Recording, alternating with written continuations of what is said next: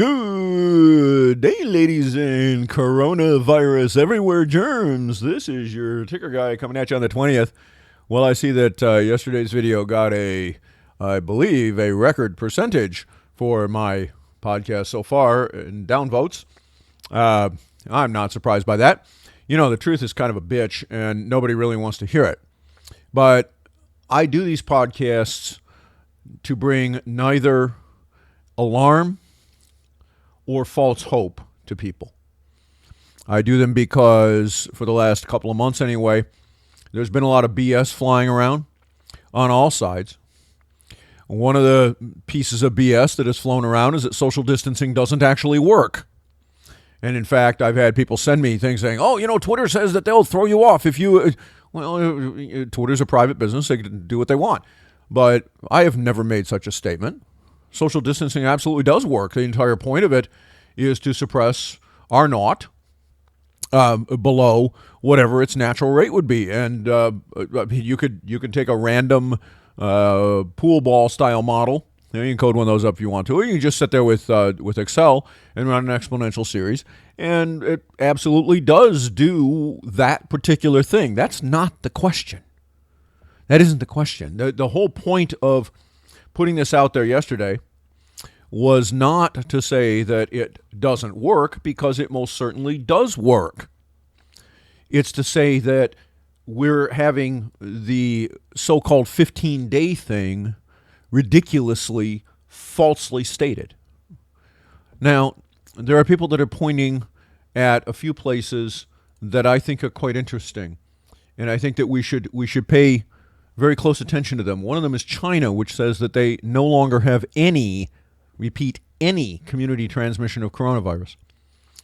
And yet they are locking their borders to all outside non-Chinese people, and anyone who is a citizen is being forced into 14-day quarantine because they say they keep detecting infections in people that are coming back into their country from somewhere else. Okay. I leave aside the fact that China lied originally with this, that they obstructed the WHO, they obstructed the CDC. They may have even conspired with the WHO originally to hide the impact. There's an allegation of that flying around. And by the way, some of these allegations are coming from supposedly credible news sources like the New York Times. So I haven't had time to dig into all of the alleged details. Part of the problem is I can't take any of this stuff that comes from any of these so-called news outlets as being credible anymore, because so many of them have been caught lying. And the problem is that people want me to believe that what they say when it relates to this sort of thing is true, and yet they lied about so much with relationship to Trump over the years, and suppressed and obfuscated so many things with regards to Hillary and Biden and everybody else over the years, including Black Jesus, that I can't take any of this so-called mainstream media stuff as true unless I can somehow validate it. But what I know is always true, folks, is math. And it's maybe this is, I've got a little autism in me or something, I don't know. But I know that if you tell me that a certain thing is going to happen in a certain way and it's driven by a particular dynamic, one of the first things I'm kind of interested in doing is seeing if I can come up with some kind of a mathematical model that will express that. And then I'm going to try to fit that to the data that I have and see whether or not it makes any sense. And diseases are actually quite good in this regard, in that viruses and bacteria do not give a wet crap about your politics. They're not subject to the madness of crowds. So unlike stock prices, which are very much subject to the madness of crowds, viral propagation does not care whether you're rich, poor, old, young, whether you're a stock trader, or whether you're a president, whether you're popular or not. It does not go up or down with your popularity on a Rasmussen poll or a poll from somebody else, or whether the New York Times says it should or shouldn't. It pays absolutely no attention to any of those things. But it does pay very good attention to the externalities, because those affect the math. So when people talk about things like social distancing and partial lockdowns of various things, and for example, prohibiting under force of law gatherings of more than 10 or 50 people, well, those really do reduce the density of contacts that people have, and that density is a big part of what goes into making R0 R0 or R0. So yeah, these things work. That's not the question. The question is, as I have pointed out repeatedly, if you go to a bar or a pub or a restaurant or something like that, the vast majority of the time that you do this, you don't just go to eat or to have a beer. You do it for the social aspects. And when you put these measures into place, you destroy those things. So that's fine. If the so-called experts deem that this is what they think they need to do, then the impact on commerce goes where it goes. And that's just how it is, all right? And the second order impact is you scare the living bejesus out of everybody. Nobody's going to go even if they can. All right, so you can have a restaurant or a brew pub that serves food, which at least in Florida right now can legally be open as long as it enforces the 6-foot rule and keeps gatherings to no more than 10 and keeps its capacity to no more than half of whatever the placard is from the health department. And as long as it can do all of those things, by the way, there's a bunch of others too. They have to sanitize between each group of people. They're serving in plastic. They cannot use glassware because even their cleaning solutions for glassware may not be. I mean, there's, good God, the list is, folks. It's actually kind of crazy. I've seen the recommendation list, and by the way, those aren't recommendations. They're actually, if the health department guys come in and see a violation, that's the end of it. Right? You're done. They close you right there. So, but these places can stay open under those conditions. But the problem is they have no customers because there's nothing enjoyable about going out and carousing with you because you can't go out and carouse with your friends. All right. So, as a result, you're going to destroy those parts of the economy. Okay. And you say, well, we're all in this together and we need to do this. And then I sit down and I say, well, okay, what does the math tell me about how long this takes? And when I run those numbers, what I find is this. The same thing, basically, that the study out of the UK found. Specifically, if you were to clamp, given what we have now today, as I record this, I'm looking at the online coronavirus surveillance stuff. U.S. current positive tests, 12,397. Now, yesterday at 11 o'clock, positive tests were 11,723. So I used that number, and I inflated it by 300%. Why? Because I assume that the surveillance of cases is one full generation at an R0 of 3.0 behind what you're seeing. So in other words, the people who have it, 11,723, have been tested. They have each given it to 3 other people. So there's 30,000 people out there. Okay, so I took that exponential series at an R0 of 1.2, 30,000, and I ran it all the way out to saturation. Now, what is saturation? Well, we know that too, and that is the point at which the remainder of the inverse of the R0, the new one, the suppressed one at 1.2, reaches herd immunity. In other words, you're still going to get infections. They're not going to go to zero, but the exponential expansion stops. So the number of new cases essentially becomes a constant, and then as the herd immunity rises, it slowly tails off until eventually you get to zero. All right, so that's this curve that they're talking about trying to flatten out. And the question is, at what point do we actually reach the top of that curve if we implement these measures and we just hold them, we leave them? And the answer is 6 months. 6 months, folks. Now think about this. Now, of course, there's some guesses in here. So it's going to be off a little bit. But the range, depending on exactly what sort of guesses you choose to implement, is probably somewhere between 4 and 8 to 9 months. All right, so we'll use 6 months. All right, so you say 6 months, all right, everything's fantastic, fine, we'll drop this. You can't do that because you're nowhere near the 70% herd immunity, and if you do, the cases immediately bounce back up, and we're right back where we started. And that would be bad news, except it's actually worse. Let us assume that the point at which the health system absolutely goes bananas is when we try to throw 100,000 new people into it. And let's further assume that 10% of those people who get attacked need some sort of medical attention. In other words, they go to the ER because they're spazzing. Okay, so when you get to the 1 million per generation case area, everything's going to go crazy. Now, in fact, it'll happen considerably before that because some of those people that go into the hospital or go to the ER, they get admitted, they stay, they're not gone when the next generation comes along. In fact, a lot of them are not gone when the next generation comes along. And this, by the way, is exactly what Newsom and everybody else is afraid of. All right? This is why they're all freaking out. It's why you're seeing these lockdowns. It's the reason it's happening. So does this happen anyway? Because if that happens anyway, folks, then all we've done is delay the inevitable. Right? We haven't changed outcomes. We've delayed them. And as it turns out, if the math holds, in other words, if we're right about these numbers that are being put out, okay, the authorities are correct, then it does happen anyway. And you say, wait, what? Yeah. 3 months into this 6-month period, the system overloads anyway. The exact same thing happens. And you say, well, in 3 months I can build some more beds and a whole bunch of vents. It doesn't make any difference. This is an exponential series. Can you double the number of beds? Oh, on a national basis, not a snowball's chance in hell, and you and I both know it. In 3 months, can't be done. Hospital beds? Not a chance. No, absolutely not.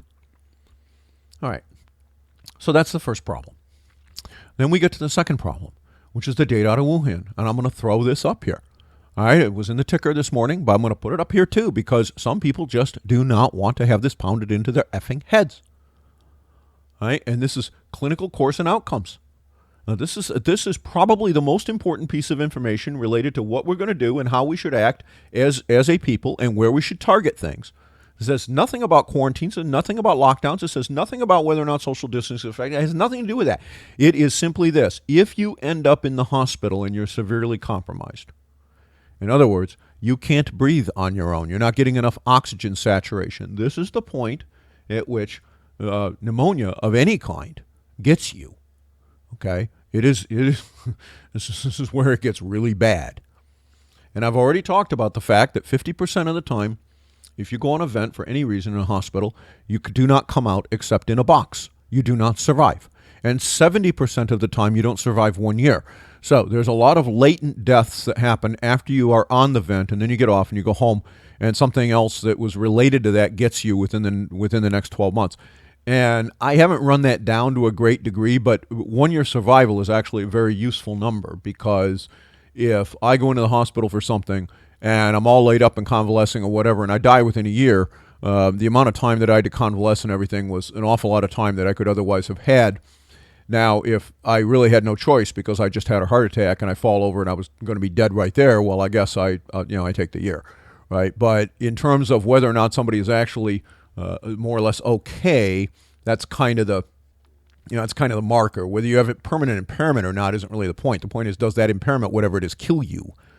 And then you can get into all sorts of other measurements, such as, well, okay, if there's permanent impairment, how serious is it? How bad is the permanent lung compromise or whatever have you from these events? And frankly, folks, there's not enough data right now to know what that number is, okay, or what that answer is. But here's the problem. We go back to the Wuhan data. All right. Of those people, all the different people, now this is a relatively small sample, it's about 191, okay? Of those people, we had 58 who were on the normal kinds of vents, and 3, they tried this thing called ECMO. ECMO is actually, the best way to put it is artificial lungs infusing oxygen with a machine. In other words, we're not going to use a ventilator using your existing lungs. We're going to try to do this using it's extracorporeal, I think is the actual pronouncement. Anyway, they actually tried that 3 times and they had 0 saves. So we can put that in there too because that's machine-powered replacement for normal ventilation. The problem is this, folks. If we leave that out, okay, we had 58 people out of the 191 that ended up on ventilators, either a positive pressure mask or a tube down the throat style. Out of all of those that went in to that situation, exactly 3 of them survived. So think about this. This is the clinical data, okay, that's coming out of this. The clinical data is that if you end up in that situation, you're dead. And so when we talk about more vents, more hospital beds, more availability, are we really talking about changing outcomes for the people who are in that situation? Remember, the difference between being on a vent and dead and not having a vent and dead is 0. Okay, so the whole argument that we have to flatten the curve because if we flatten the curve, we can save people. That's the argument. This is my hospital looks like something out of the TV series House or Marcus Welby. Well, that's not what the facts are. Okay, in fact, that's not what the facts are most of the time in the hospital. Both of those kinds of shows, TV shows generally. Oh, hell, you know what? When I was a kid, they used to have a TV show on. It's called Emergency. You guys might remember it. It was one of the first hospital firefighter hero type things. Okay, and they had little things from here and there. Somebody's having a heart attack, somebody's choking, somebody's this, somebody's that. The last one was usually this huge conflagration style fire, because hey, those make really good television, right? And the good guys always won. Do you know, I can't remember one of those shows, not one, where somebody actually fell over dead. I'm sure there might have been one here and there, but all through my youth, as I was a kid, I watched that show every single week when it came on, and not one time do I recall that they get the 911 call, it was a dispatch, and then here comes the ambulance, right? Not one time do I remember them rolling into somewhere, and here's this guy laid out flat on the floor. And, here we go with the paddles. Boom, boom, boom, boom, boom. And after about 10 minutes, they're like, oh, shit. There's nothing we can do. Dude's a corpse. Oh, by the way, he's already cold. What the hell were we doing with all these? I don't remember one of those. No, maybe there was one, but that's television, okay? That's not real life. And the problem is that we get a lot of saves with our ordinary hospitals today for all sorts of things. All right, if you get a gunshot or you get in a bad car accident or whatever, there is nowhere better in the world to have that happen than right here in the United States. We are better at that than anyone. And folks, to be fair, a good part of the reason we're so good at it is because we've gone off and we fought wars, and we've figured out how to save people to get their legs blown off and get shot and all sorts of other trauma kinds of things. We're actually very good at that sort of stuff, and a lot of it comes because we have done a lot of shooting and getting shot at. And all hospitals and other medical facilities have a protocol. This happens, you do that. The standard of care, this is how we do things, okay? And in fact, Fauci today in the press conference that just ended was talking about this, that, we don't really know if these other therapies work. Because, standard of care is, and then you have to run these trials, and this is, well, yes, if you happen to have, 12 to 18 months, well, that's what doctors tell you, right? Because this is what the FDA does, and this is how things work in the United States, and by the way, how they work in a lot of other places too. But here's the interesting thing about this. The standard of care says that if you follow these rules and you do these things and you end up in a situation where you need mechanical ventilation of any kind for coronavirus, you're going to die. Now, having 10 more vents or 100 more vents in your hospital is not going to change the outcome for 95% of the people who need the vent. They're going to die. That's what the statistics tell us. Now, maybe we can bend that curve. Maybe. But today, these are the numbers. Okay, it's a retrospective study. It's relatively small. It's got 200 people in the sample, but 200 is actually a decent number considering the number of fatal cases and non-fatal cases that they had in China, that they managed to get survey data on 200 patients. It was complete enough. And by the way, the table that's in here is very complete. It's not just these specific things. It's all sorts of other things that happen too. And that you actually got there. Intervention with antivirals, with antibiotics, with corticosteroids, with immunoglobulin. They tried a lot of stuff. All right. But at the end of the day, when you get down to it, if you ended up on a ventilator, you were done. And those are the numbers. So we have to focus our attention, as I've said, in another direction. We have to focus our attention in that direction, not because I want to see all these different crazy things dropped that are being done right now. That has nothing to do with it. I'm looking at outcomes. All I care about is outcomes, folks. If you tell me that the solution for every 80-year-old that gets coronavirus is that we can save them if we only had a vent for every single one of those people that needed one, I'd say, well, okay, now let's do a balance of harms and benefits, analysis. Figure out how much each of those lives is going to cost in terms of cost to the economy, and then we can kind of have a conversation about that. Now that sounds kind of cold. But this is the sort of conversation that goes on every single day throughout the halls of our government, whether you like it or not. It happens. The problem here is that the save rate is almost zero. And that's why this focus is wrong-headed.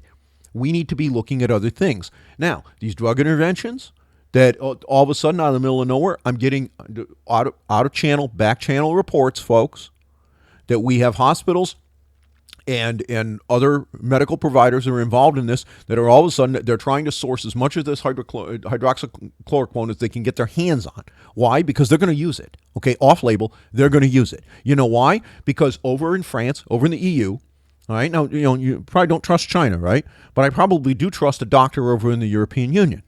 And over there, they've run small studies on small numbers of people. Okay. Why? Because, well, that's all they had at the time. And they found that it works. Now, does it work in 100% of the cases? No. And actually, interestingly enough, some of in the one that I particularly saw, they had a few people who had to withdraw from it. They had others who refused it, that were offered it and said no. Those guys ended up as controls because they just got the standard of care. All right. And so, there's some data. Now, is this randomized clinical trial? No, it's not randomized, but it is clinical. It's not anecdotal. It's pieces of clinical evidence that have come out of actual clinicians that are doing this with people who are giving fully informed consent. Hey, listen, this is experimental. We don't know if it works. And the data says in a very large percentage of those people it does work. And some people get forced off of it for one reason or another. I'm sure some of that is from drug interactions. And again, folks, these drugs are not something to play with. Listen, I've had a couple people email me and say, well, I can get you a supply of this stuff. Or, where do I find it? Well, you know what? There are probably places on the internet where you can get it. God knows what it costs nowadays, I'm sure, with all this going on.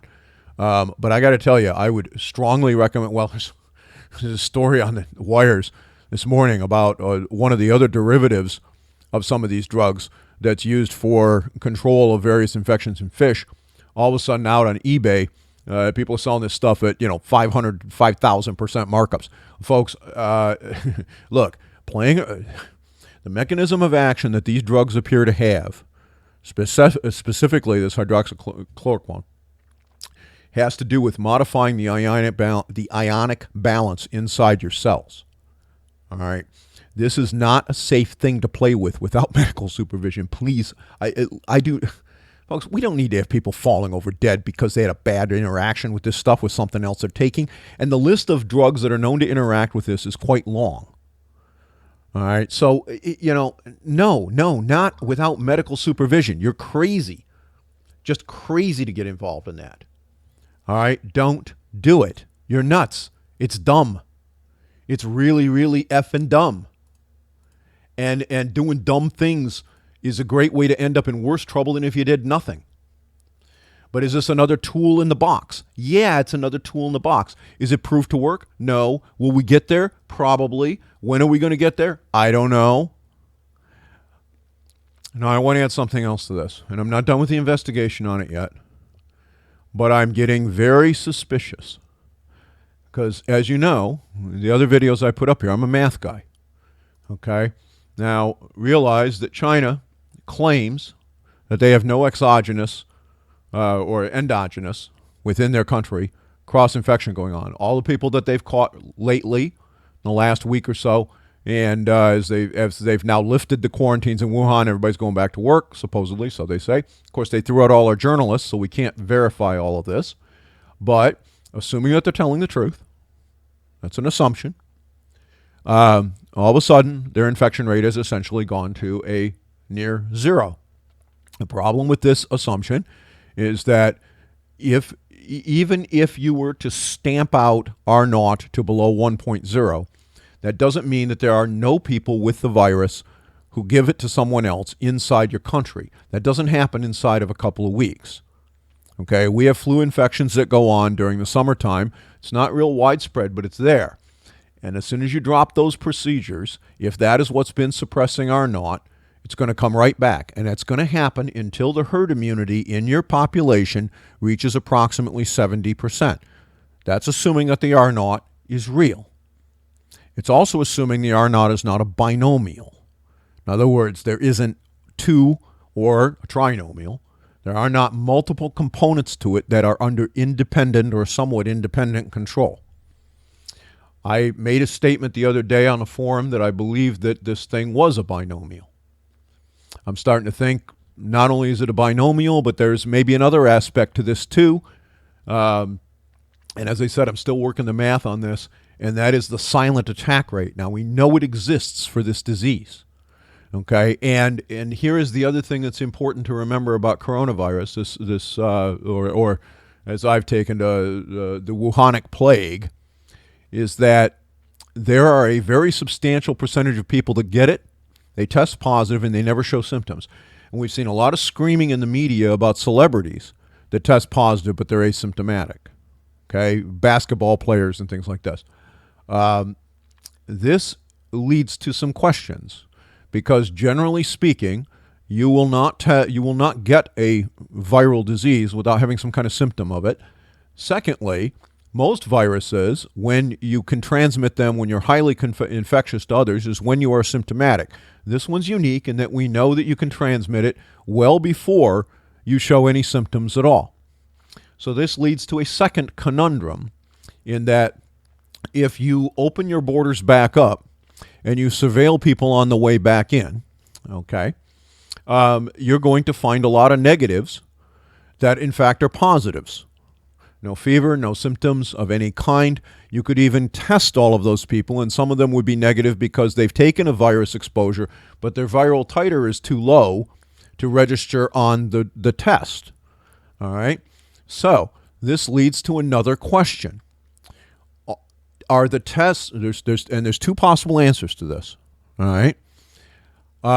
How is it that China can drop its controls and yet not have an instant explosion upward in cases? And secondly, how is it that South Korea can have the same outcome? Remember, South Korea was around 8,000 positives. Well, currently it's 8,600. That is essentially a collapse in the new case rate. For all intents and purposes, and by the way, they've got 94 deaths. Okay? But remember, South Korea was running about a 1% death rate, mostly among older people. Now, all of a sudden, their attack rate and their case rate has essentially gone to zero. And nobody's been paying any attention to this for the last week and a half because we've been locking down the United States. Yet South Korea doesn't still have a lockdown in place. In fact, they never had a lockdown in place. Are they testing aggressively? Yeah, they tested 250,000 people, and they came up with something like 8,300 positives. Well, now they got 8,600 positives. Well, it's another 300 positives. But wait. Where was the exponential explosion? It stopped. Why did it stop? Well, I've got a couple of possibilities. And there's only two that make any sense. And one of them is that the silent attack rate, that is the rate of people who are attacked by this virus, are positive, they get it, but they never show any symptoms, is A, been around for quite a long time, and B, is extremely high. In other words, we only started to register symptomatic people distinguishable from the seasonal flu right at the tail end of an uncontained, uncontrolled pandemic, because almost all of the infections are asymptomatic. And the reason it's stopped is because we've hit the natural antibody limit. So when South Korea locked down and then released it, more or less, it stopped. But wait, South Korea never really locked down, did they? China locked down, they released it, they didn't get an explosion higher either. We're behind them. So's Italy, so's Iran, so's Spain, so's everybody else. But what if, folks, this thing has been around since October, which, if I look back at the China data, strongly suggests that's, as I've been saying, since January. I think this thing can be dated back to October. The genomic sequencing out of Italy suggests it can be dated back to November at least. Well, I put that out there before we had the genomic sequencing from Italy. Now this is starting to look like it's even more probable. What if a utterly enormous, not 10%, not 20%, not even 50%. I'm not even going to tell you what the number is because you won't believe me. And again, I'm still running this data. I cannot make a definitive statement right now, folks. Okay, but I can tell you that so far the curve fits for both the sample sets, and you're going to have a heart attack when you find out what this number is. If this turns out to be the case, we don't have any way to know if it's true or not. All right. By the way, just saying. But if it's true that the silent attack rate is extremely high, and the reason this thing died after China lifted the lockdown, didn't come back, isn't because they have the most effective surveillance in the world and they're the biggest jackbooted thugs. Because they dropped the lockdown. The reason is because it had burned out already. Same thing in South Korea. The reason is the people there are immune in a large enough percentage that it can't spread. And if you've got a split binomial R-naught distribution, this becomes, quote unquote, easier. Now, that also means it may come back when that binomial distribution changes. So, if there's some climate sensitivity here, like there is for seasonal flu, you may see cases pop back up, maybe very seriously in the fall and the winter. All right. But this puts a very different picture on where you are in that exponential series. Remember, what's spazzing everybody out is that series I put up in the numbers post, okay? You can take a look at the case rate. You can take a look at the attack rate, the R-naught that we believe we have a pretty good handle on. And you can say, well, I've got this many cases. I know I'm a generation back because the next generation has already been seeded, but they haven't become symptomatic yet. They will, but they haven't yet. And then I can project that forward. And if you graph this out for a few days, you see some really disturbing patterns. And boy, those numbers look scary. But they make an assumption that relies on some. And again, I know this theory is way out there because, frankly, I've never seen a virus behave this way. Or have I? Maybe I have. And it was a coronavirus, too. It was SARS. So SARS showed up, infected a bunch of people, got a bunch of people sick, and then disappeared. And everybody tries to make this out to be, well, it was all surveillance, it killed it, it's gone. Viruses tend not to work that way, folks. We don't really understand exactly why. Of course, everybody in the world pats themselves on the back. Well, R-naught is usually thought of as a singular number, but I have a suspicion that for an awful lot of things, and this may be characteristic of coronaviruses, that it's not so simple, that it's either a binomial, a trinomial, some other multiphasic algebraic term. It's not a single number. And this makes sense because the seasonal flu, along with cold viruses, of which coronaviruses are about a third of colds. The rest are normally, most of them are rhinoviruses. But the ones that are coronaviruses, and rhinoviruses for that matter, they do not have a fixed distribution. Why? Because we know that flus are much more prevalent in the winter and less in the summer. And everybody kind of waves their arms around and says, well, we don't really understand exactly what it is. Well, that's because you're thinking of it the wrong way. But so there's two postulates here. One of them is that there's an awful lot of people running around right now with antibodies to this thing because they got hit by it back in the fall, in the winter, either clinically or not. They were never diagnosed. An awful lot of people got it and never had any symptoms, or if they did, it was nothing other than mild sniffles, and they didn't think anything of it. All right. Then all of a sudden this thing breaks out on the scene, and what we are actually seeing, and again, folks, the attack rate is what it is, okay? But most people get no symptoms or very few symptoms. So where you actually are is when you think you're at the beginning of the curve. In other words, you have 11,000 reported cases. This means you have really, in the United States right now, you have about 30 or 40,000, all right? And what you're worried about is you're going to have 20 or 30 million cases. Well, what if that's not the case? What if you have 20 or 30 million cases, but almost all of them are asymptomatic? And only a very, very small number of them cause symptoms. And a smaller percentage. And then you take that, and that's your visible surface. And then of that, some percentage get seriously ill, and on and on and on. Well, now you go in and you put all these clamps on, but the virus has basically burned itself out. When you drop them, there is no resurgence because you've reached immunity. I know it sounds crazy, doesn't it? But we don't know because we don't have an antibody test in wide circulation. We have no surveillance, so we have absolutely no idea whether or not that's true. It might be true. It might also not be true. It may also be that we have a binomial R-naught or a trinomial R-naught, and that the conditions have to be right for one of those terms in the binomial to be very high. The rest are relatively suppressed. And therefore, The conditions change during a relatively short period of time. And all of a sudden, what was an R naught of 2.2, which is, I guess, their current estimate, or the original one, which was around 3, all of a sudden it's 0.8, and bang, it's gone. We were wonderfully successful in containing it. No, you weren't. Either A, the population's immune, or B, the attack rate's modified because one of the conditions of the test has changed. There is no other explanation that makes sense, folks. Viruses don't disappear from the world until and unless the last infection is extinguished. And that almost never actually happens. You know, we thought we had beaten measles. It was gone. It was eradicated. Well, it's not eradicated. You get a group of people. We have little outbreaks in places in the United States where some group of jokers thinks that they don't have to vaccinate their kids because they can't get it anymore. There are no more measles. And then all of a sudden, bang, all of them get it at once. Now, it doesn't go any further because we have 95+% coverage of measles vaccine in the United States. And so there's enough herd immunity so it doesn't spread beyond that little local place.